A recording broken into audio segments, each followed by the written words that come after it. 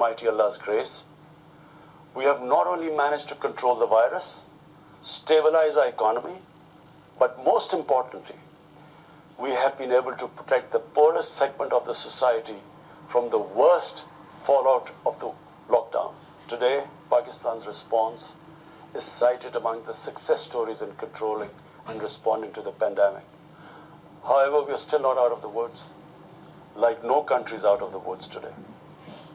But Mr. President, it was obvious from the outset that developing countries would need fiscal space to respond to and recover from the COVID crisis. Debt relief is one of the best ways to create that fiscal space for developing countries. Therefore, in early April, I called for a global initiative on debt relief. We appreciate the G20's official debt suspension initiative and the emergency and rapid financing offered by the IMF, World Bank, Asian Development Bank, and UN agencies. This, however, is not going to be enough. The IMF has estimated that developing countries will need over $2.5 trillion to respond and recover from the crisis. The official debt suspension will need to be extended and expanded. Additional debt relief measures will also be needed. Development banks should ensure adequate financial inflows. Rich countries have generated over $10 trillion to finance their own response and recovery. They should support the creation of at least $500 billion in new special drawing rights for the developing world. Mr. President, in my address to the General Assembly last year, I had highlighted the tremendous damage that illicit financial flows from developing countries to rich countries and to offshore tax havens cause. This leads to the impoverishment of the developing nations. Money that could be used towards human development is siphoned off by corrupt elites. The loss of foreign exchange causes currency depreciation. That in turn leads to inflation and poverty. The quest for getting back these stolen resources is nearly impossible, given the cumbersome procedures. Moreover, the powerful money launderers have access to the best lawyers. And sadly, because they are the beneficiaries, there is a lack of political will in the rich countries to curb this criminal activity. Mr. President, if this phenomena is unaddressed, it will continue to accentuate the inequality between the rich and the poor nations, and eventually will spark off a bigger global crisis, a far bigger global crisis than the present migration issue poses. The rich states cannot hold forth on human rights and justice when they provide sanctuary to money launderers, to their looted wealth. There are robust anti-money laundering and anti-terror financing regimes. I call upon this Assembly to take the lead in efforts to build a global framework to stem the illicit financial flows and ensure speedy repatriation of stolen wealth. It is important to realize that the aid that flows from rich countries to the developing world is minuscule compared to the massive outflows by our corrupt elites. Mr. President, this year, I must again reiterate the threat posed to mankind due to climate change.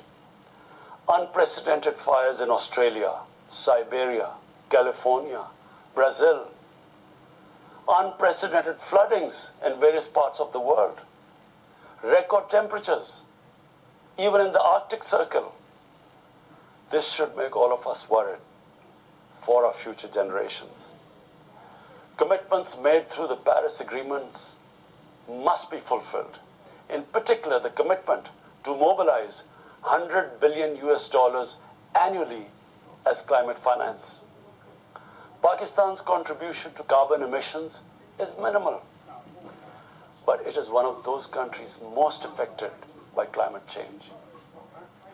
Yet, we have decided to take the lead as we consider addressing climate change a universal responsibility. We have launched an extremely ambitious program to plant 10 billion trees in the next 3 years as a contribution to mitigating the effects of climate change. Mr. President, the pandemic was an opportunity to bring humanity together. Unfortunately, it has instead fanned nationalism, increased global tensions, and given rise to racial and religious hatred and violence against vulnerable minorities in several places. These trends have also accentuated Islamophobia. Muslims continue to be targeted with impunity in many countries. Our shrines are being destroyed. Our Prophet Muhammad sallallahu alaihi wasallam insulted. The Holy Quran burnt. And all this in the name of freedom of speech. Incidents in Europe, including republication of blasphemous sketches by Charlie Hebdo, are recent examples. We stress that willful provocations and incitement to hate and violence must be universally outlawed. This assembly should declare an international day to combat Islamophobia and build a coalition to fight the scourge that splits humanity.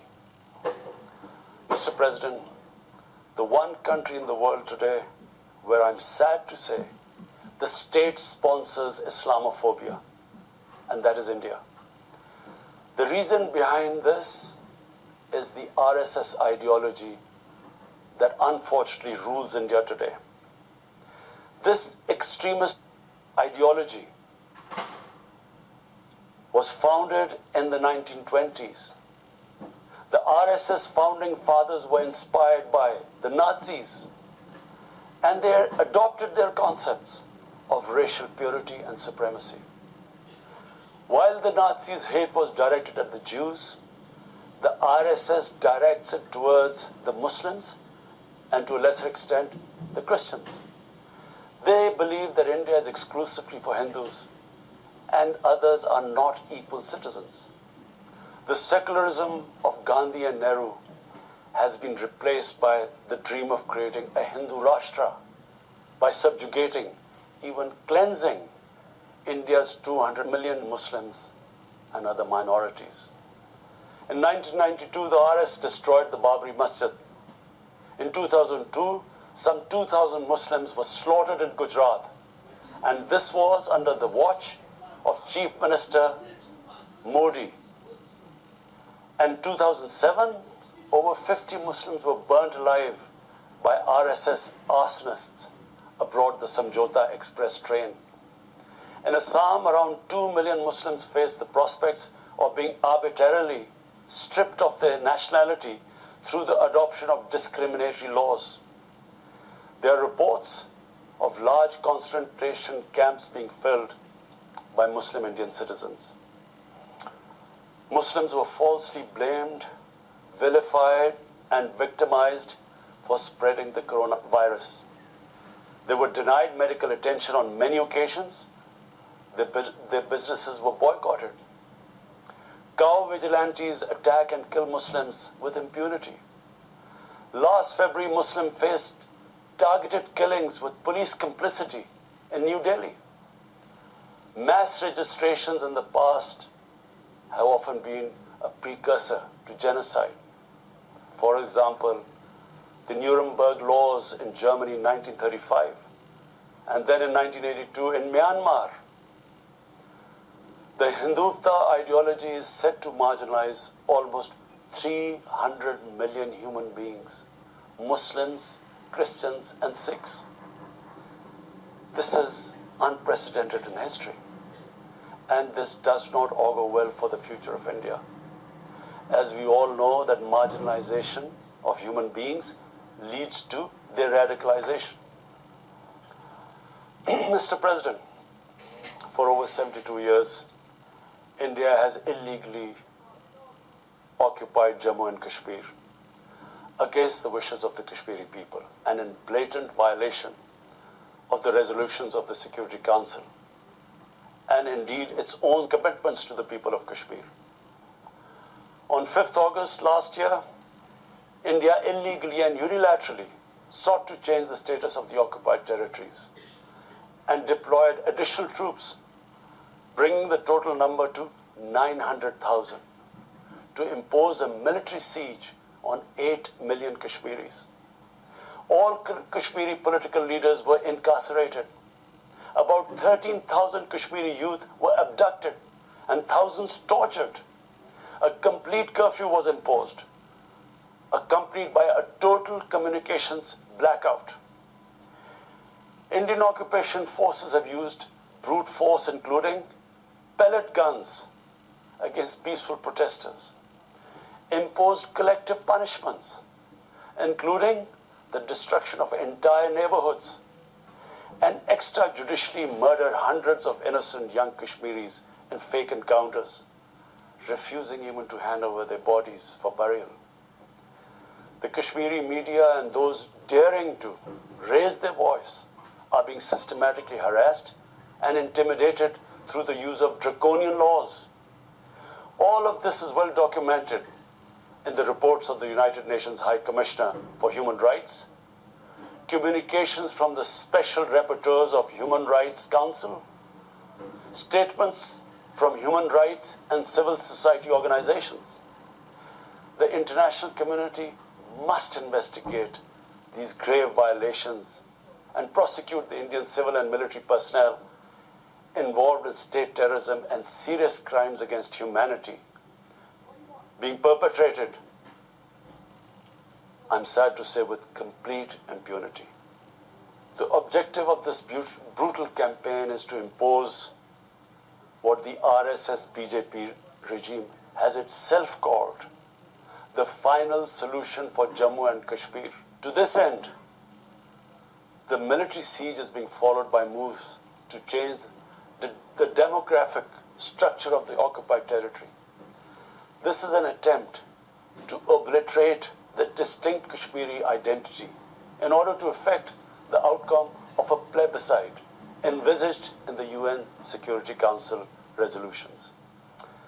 This action is in violation of the UN Charter, Council resolutions, and international law, particularly the 4th Geneva Convention. Changing demographic structure of occupied territory is a war crime. Mr. President, the brave Kashmiri people will never submit to Indian occupation and oppression. Their struggle is indigenous. They are fighting for a just cause, and generation after generation have laid down their lives to rid themselves of Indian occupation. The government and people of Pakistan are committed to standing by and supporting the Kashmiri brothers and sisters in the legitimate struggle for self-determination. Mr. President, in order to divert attention from its illegal actions and atrocities in Indian-occupied Jammu and Kashmir, India is playing a dangerous game of upping the military ante against Pakistan in a nuclearized environment. Despite constant Indian provocations and ceasefire violations along the line of control and the working boundary, targeting innocent civilians, Pakistan has exercised maximum restraint. We have consistently sensitized the world community about a false flag operation and another ill-conceived misadventure by India. My parents, Mr. President, were born in the colonial India, and I was the first generation that grew up in an independent Pakistan. I want to make it clear that any attempt by the fascist, totalitarian, RSS-led Indian government to aggress against Pakistan will be met by a nation that will fight for its freedom to the end. Mr. President, there will be no durable peace and stability in South Asia until the Jammu and Kashmir dispute is resolved on the basis of international legitimacy. Kashmir has been rightly described as a nuclear flashpoint. The Security Council must prevent a disaster conflict and secure the implementation of its own resolutions, as it did in the case of East Timor. The Council has considered the situation in Jammu and Kashmir 3 times in the past year. It must take appropriate enforcement actions. It must also take steps to protect the Kashmiris from an impending genocide by India. Pakistan has always called for a peaceful solution. To this end, India must rescind. To reach this end, India must rescind the measures it has instituted since 5th August 2019, end its military siege and other gross human rights violations, and agree to resolve the Jammu and Kashmir dispute in accordance with the relevant UN Security Council resolutions, and of course, the wishes of the people of Kashmir. Mr. President, Pakistan's desire for peace in our region is also manifest in our efforts to promote a political solution in Afghanistan.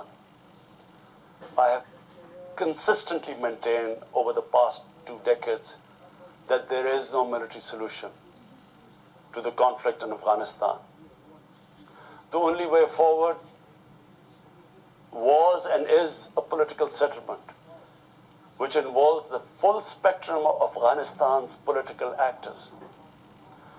Pakistan fully facilitated the process that culminated in the US-Taliban peace agreement on 29 February 2020. Pakistan is deeply gratified that it has fulfilled its part of the responsibility. The Afghan leaders must now seize this historic opportunity to achieve reconciliation and restore peace in their war-torn country. Through the intra-Afghan negotiations that commenced on 12th of September, they must work out an inclusive, broad-based, and comprehensive political settlement.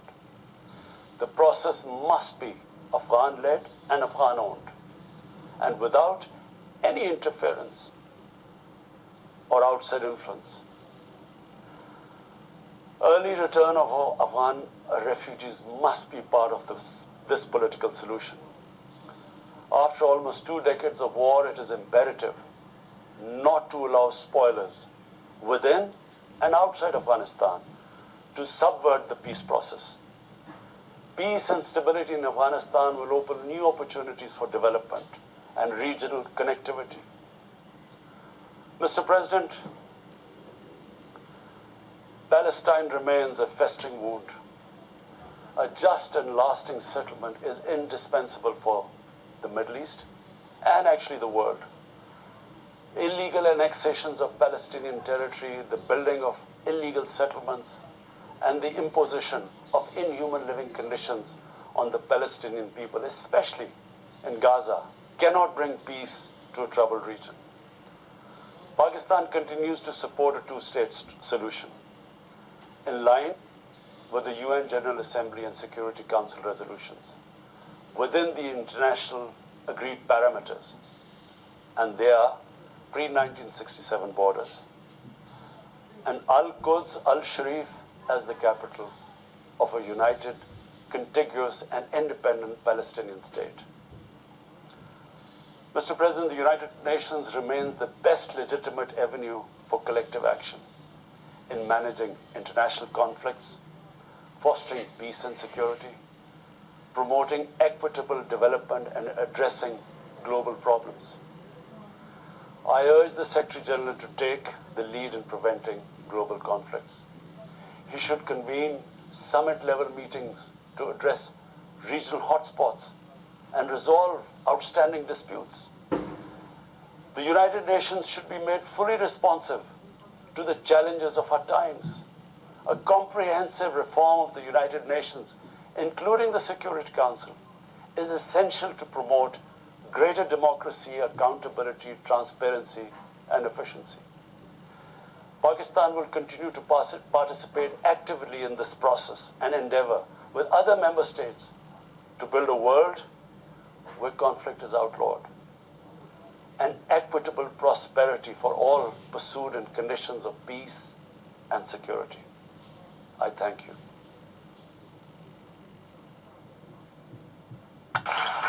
On behalf of the General Assembly, I wish to thank the Prime Minister of the Islamic Republic of Pakistan for the statement just made.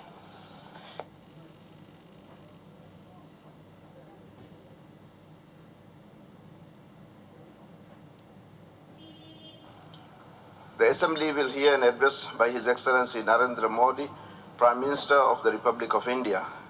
May I request protocol to escort His Excellency.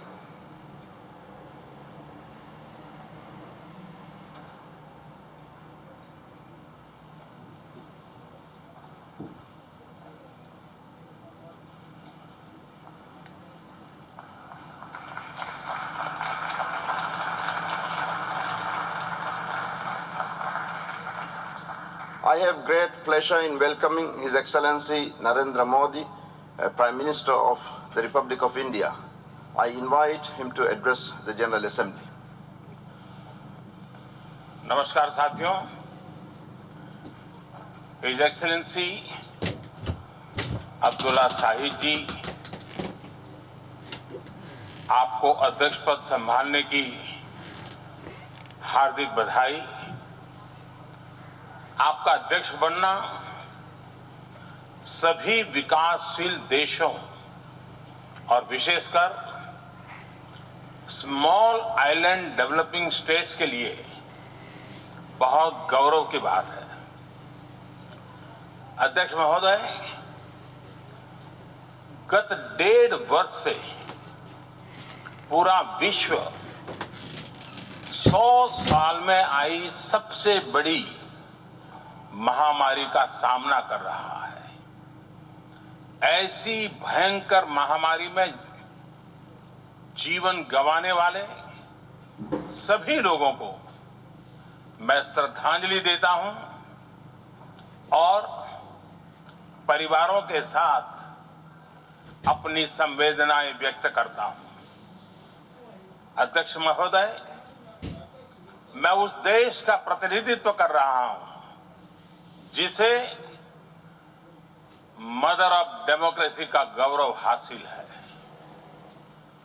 लोकतंत्र की हमारी हजारों वर्षों की महान परंपरा रही है।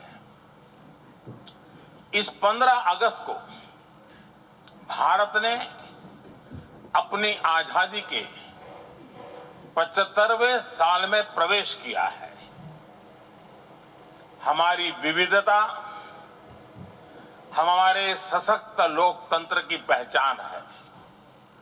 एक ऐसा देश जिसमें दर्जनों भाषाएं हैं, सैकड़ों बोलियां हैं, अलग अलग रहन सहन खान पान है।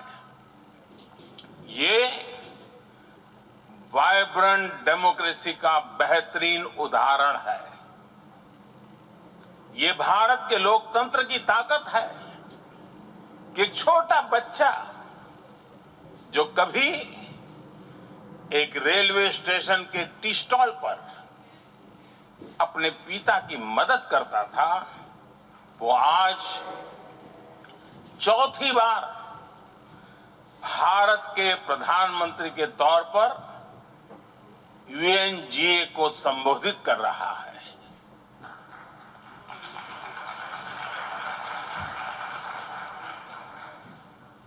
सबसे लंबे समय तक गुजरात का मुख्यमंत्री और फिर पिछले 7 साल से भारत के प्रधानमंत्री के तौर पर मुझे हेड ऑफ गवर्नमेंट की भूमिका में देशवासियों की सेवा करते हुए 20 साल हो रहे हैं और मैं अपने अनुभव से कह रहा हूं, yes,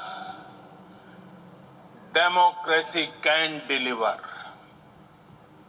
yes, democracy has delivered. अध्यक्ष महोदय, एकात्म मानव दर्शन के प्रणेता पंडित दीनदयाल उपाध्याय जी की आज जन्म जयंती है। एकात्म मानव दर्शन यानी इंटीग्रल ह्यूमनिज्म अर्थात स्व से समष्टि तक विकास और विस्तार की सहयात्रा। Expansion of the self, moving from individual to the society, the nation and entire humanity। और ये चिंतन अंत्योदय को समर्पित है। अंत्योदय को आज की परिभाषा में where no one is left behind कहा जाता है। इसी भावना के साथ भारत आज इंटीग्रेटेड इक्विटेबल डेवलपमेंट की राह पर आगे बढ़ रहा है। विकास सर्वसमावेशी हो,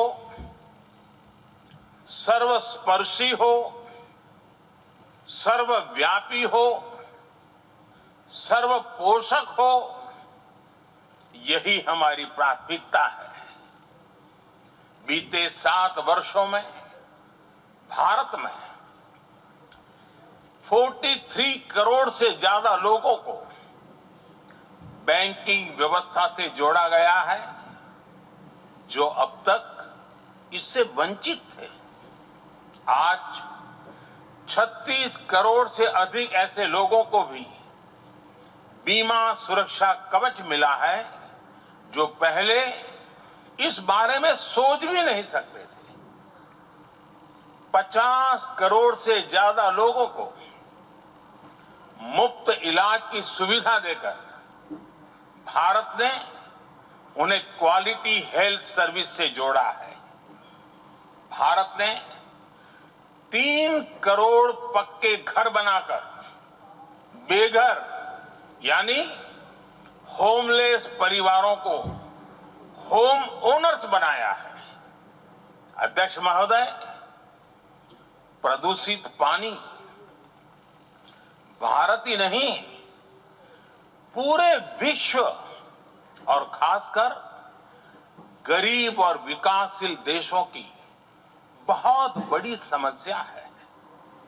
भारत में इस चुनौती से निपटने के लिए हम 17 करोड़ से अधिक घरों तक पाइप से साफ पानी पहुंचाने का बहुत बड़ा अभियान चला रहे हैं। विश्व की बड़ी बड़ी संस्थाओं ने ये माना है कि किसी भी देश के विकास के लिए वहां के नागरिकों के पास जमीन और घर के प्रॉपर्टी राइट्स यानी ओनरशिप का रिकॉर्ड होना बहुत जरूरी है। दुनिया के बड़े बड़े देशों में बड़ी संख्या में ऐसे लोग हैं जिनके पास जमीनों और घरों के प्रॉपर्टी राइट्स नहीं है।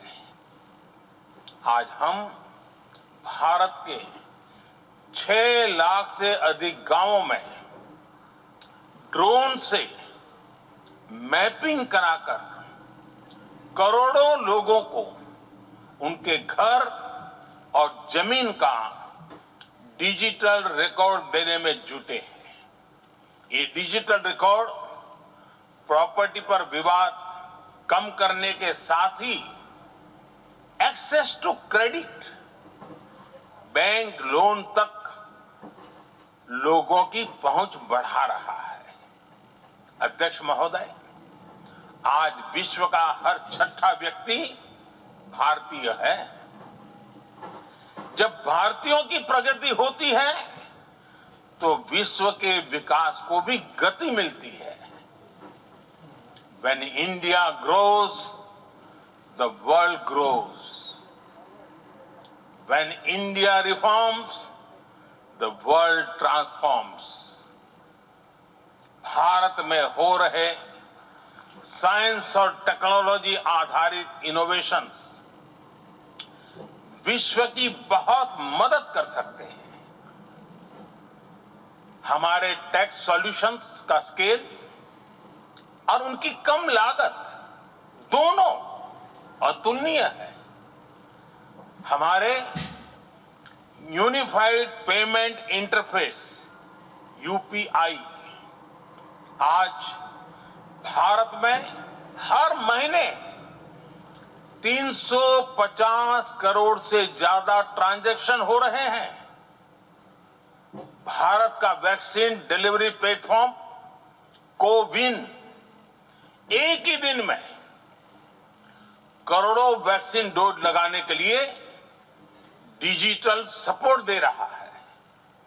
अध्यक्ष महोदय, सेवा परमो धर्मः, सेवा परमो धर्मः को जीने वाला भारत सीमित संसाधनों के बावजूद भी वैक्सीनेशन डेवलपमेंट और मैन्युफैक्चरिंग में जी जान से जुटा है।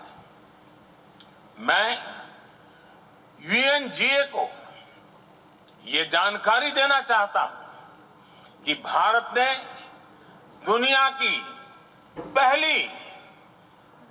की पहली डीएनए वैक्सीन विकसित कर ली है, जिसे 12 साल की आयु से ज्यादा के सभी लोगों को लगाया जा सकता है। एक और mRNA वैक्सीन अपने डेवलपमेंट के आखिरी चरण में है।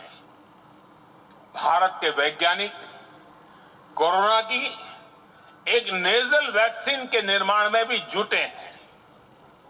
मानवता के प्रति अपने दायित्व को समझते हुए भारत ने एक बार फिर दुनिया के जरूरतमंदों को वैक्सीन देनी शुरू कर दी है।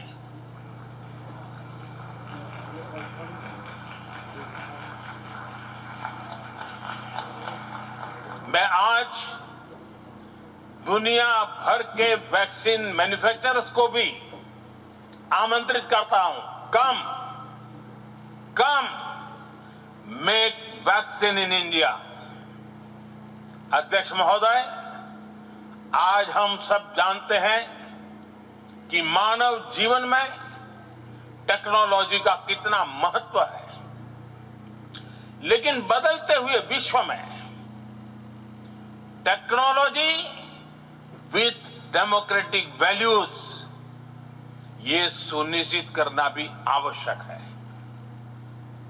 भारतीय मूल के डॉक्टर्स, इनोवेटर्स, इंजीनियर्स, मैनेजर्स किसी भी देश में रहें, हमारे लोकतांत्रिक मूल्य उन्हें मानवता की सेवा में जुटे रहने की प्रेरणा देते रहते हैं। और ये हमने इस कोरोना काल में भी देखा है। अध्यक्ष महोदय, कोरोना महामारी ने विश्व को यह भी सबक दिया है कि वैश्विक अर्थव्यवस्था को अब और अधिक डाइवर्सिफाई किया जाए। इसके लिए ग्लोबल वैल्यू चेन्स का विस्तार आवश्यक है। हमारा आत्मनिर्भर भारत अभियान इसी भावना से प्रेरित है। ग्लोबल इंडस्ट्रियल डाइवर्सिफिकेशन के लिए भारत विश्व का एक लोकतांत्रिक और भरोसेमंद पार्टनर बन रहा है। और इस अभियान में भारत ने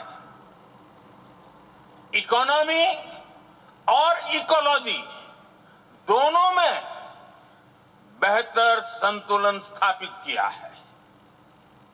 बड़े और विकसित देशों की तुलना में क्लाइमेट एक्शन को लेकर भारत के प्रयासों को देखकर आप सभी को निश्चित ही गर्व होगा। आज भारत बहुत तेजी के साथ 450 गीगावाट रिन्यूएबल एनर्जी के लक्ष्य की तरफ बढ़ रहा है। हम भारत को दुनिया का सबसे बड़ा ग्रीन हाइड्रोजन हब बनाने के अभियान में भी जुट गए हैं। अध्यक्ष महोदय, हमें अपनी आने वाली पीढ़ियों को जवाब देना है कि जब फैसले लेने का समय था, तब जिन पर विश्व को दिशा देने का दायित्व था, वो क्या कर रहे थे। आज विश्व के सामने रिग्रेसिव थिंकिंग और एक्सट्रीमिज्म का खतरा बढ़ता जा रहा है। इन परिस्थितियों में पूरे विश्व को साइंस बेस्ड रैशनल और प्रोग्रेसिव थिंकिंग को विकास का आधार बनाना ही होगा। साइंस बेस्ड अप्रोच को मजबूत करने के लिए भारत एक्सपीरियंस बेस्ड लर्निंग को बढ़ावा दे रहा है। हमारे यहाँ स्कूलों में हजारों अटल टिंकरिंग लैब खोली गई है, इंक्यूबेटर्स बने हैं और एक मजबूत स्टार्टअप इकोसिस्टम विकसित हुआ है। अपनी आजादी के 75 वर्ष के उपलक्ष्य में जब हम आजादी का अमृत महोत्सव मना रहे हैं, भारत 75 ऐसे सैटेलाइट्स को अंतरिक्ष में भेजने वाला है जो भारतीय विद्यार्थी स्कूल कॉलेजों में बना रहे हैं। अध्यक्ष जी, दूसरी ओर रिग्रेसिव थिंकिंग के साथ जो देश आतंकवाद का पॉलिटिकल टूल के रूप में इस्तेमाल कर रहे हैं, उन्हें ये समझना होगा कि आतंकवाद उनके लिए भी उतना ही बड़ा खतरा है। ये सुनिश्चित किया जाना बहुत जरूरी है कि अफगानिस्तान की धरती का इस्तेमाल आतंकवाद फैलाने और आतंकी हमलों के लिए न हो। हमें इस बात के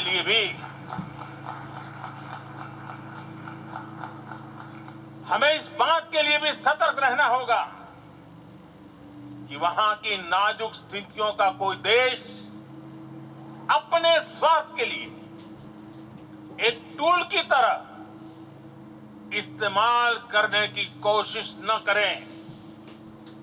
इस समय अफगानिस्तान की जनता को, वहां की महिलाओं और बच्चों को, वहां की माइनॉरिटीज को मदद की जरूरत है और इसमें हमें अपना दायित्व निभाना ही होगा। अध्यक्ष महोदय, हमारे समंदर भी हमारी साझी विरासत है, इसलिए हमें ये ध्यान रखना होगा कि ओशन रिसोर्सेज को हम यूज करें, एब्यूज नहीं। हमारे समंदर अंतर्राष्ट्रीय व्यापार की लाइफलाइन भी है। इन्हें हमें एक्सपांशन और एक्सक्लूजन की दौड़ से बचाकर रखना होगा। रूल बेस्ड वर्ल्ड ऑर्डर को सशक्त करने के लिए अंतर्राष्ट्रीय समुदाय को एक सुर में आवाज उठानी ही होगी। सुरक्षा परिषद में भारत की प्रेसिडेंसी के दौरान बनी विस्तृत सहमति विश्व को मैरीटाइम सिक्योरिटी के विषय में आगे बढ़ने का मार्ग दिखाती है। अध्यक्ष महोदय, भारत के महान कूटनीतिज्ञ आचार्य चाणक्य ने सदियों पहले कहा था, कालातिक्रमात् काल एव फलम पिबति। जब सही समय पर सही कार्य नहीं किया जाता तो समय ही उस कार्य की सफलता को समाप्त कर देता है। संयुक्त राष्ट्र को खुद को प्रासंगिक बनाए रखना है तो उसे अपनी इफेक्टिवनेस को सुधारना होगा, रिलायबिलिटी को बढ़ाना होगा। यूएन पर आज कई तरह के सवाल खड़े हो रहे हैं।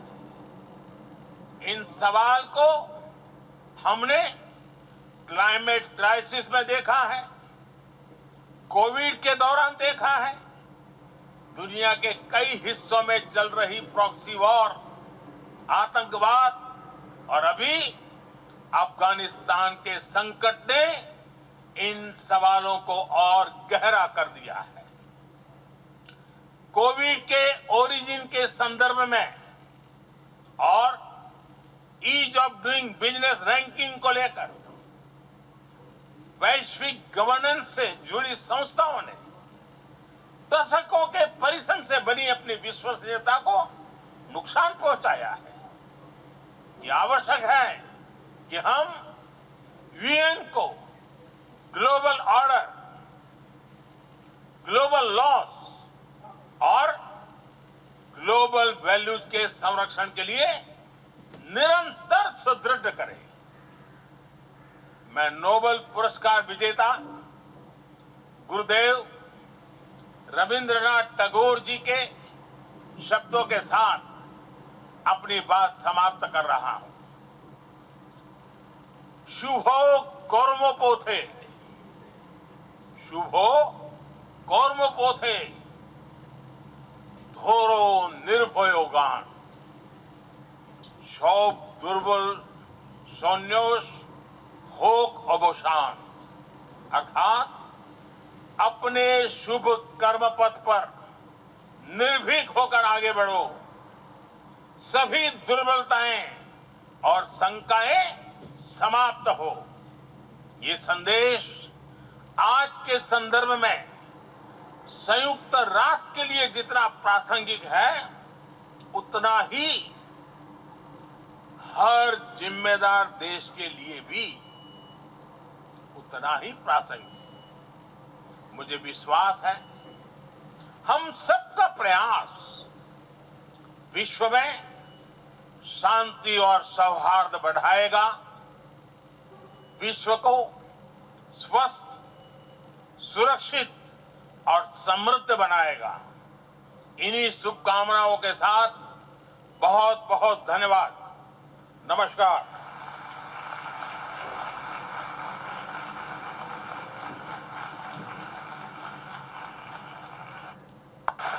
On behalf of the General Assembly, I wish to thank the Prime Minister of the Republic of India for the statement just made, and I request protocol to escort His Excellency.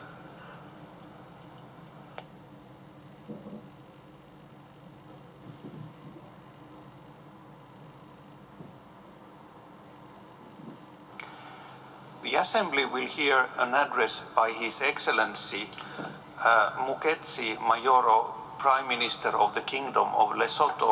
May I request protocol to escort His Excellency.